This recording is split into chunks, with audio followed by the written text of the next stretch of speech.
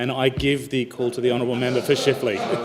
Deputy Speaker, the Turnbull government continues with its con-job consultation around Badgerys Creek Airport. Here's the latest instalment of this fake consultation, with the added twist that it might actually kill off general aviation in the Sydney Basin. The protagonists are all the aviation businesses running out of Bankstown and Camden airports, whose future is threatened by the plans for an airport at Badgerys Creek. Our antagonists are both the Infrastructure and Urban Infrastructure Minister, who've locked out those stakeholders from important deliberations over the future of aviation in Sydney. Stunningly, the Australian Aircraft Owners and Pilots Association was not given a seat on the forum on Western Sydney Airport, as I like to call it, the Friends of Western Sydney Airport, populated largely with cheerleaders and only a few people who actually treat this process seriously, including my friend and colleague, the member for Werriwa.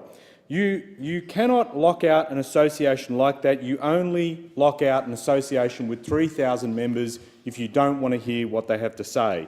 Any new airport will greatly impact on the livelihoods of many general aviation businesses operating out of Bankstown and Camden.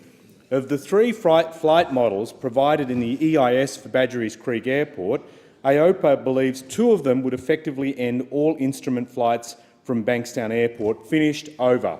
They would almost certainly spell the end of pilot training out of Bankstown Airport, yet this association is not given a spot on FOWSA.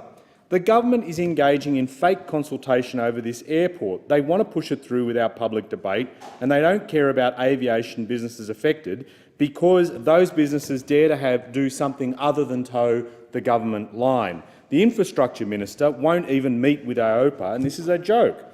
The Department of Infrastructure and Regional Development is supposed to work with Air Services Australia to develop flight paths, airspace management and configurations for the new airport.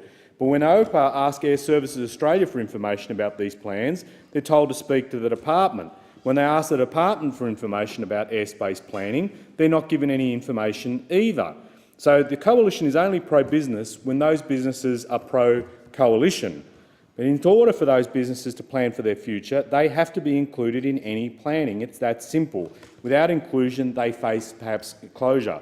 The reason the department contracted out flight path development and didn't contract Air Services Australia is to ensure that meaningful consultation was not provided for with affected communities.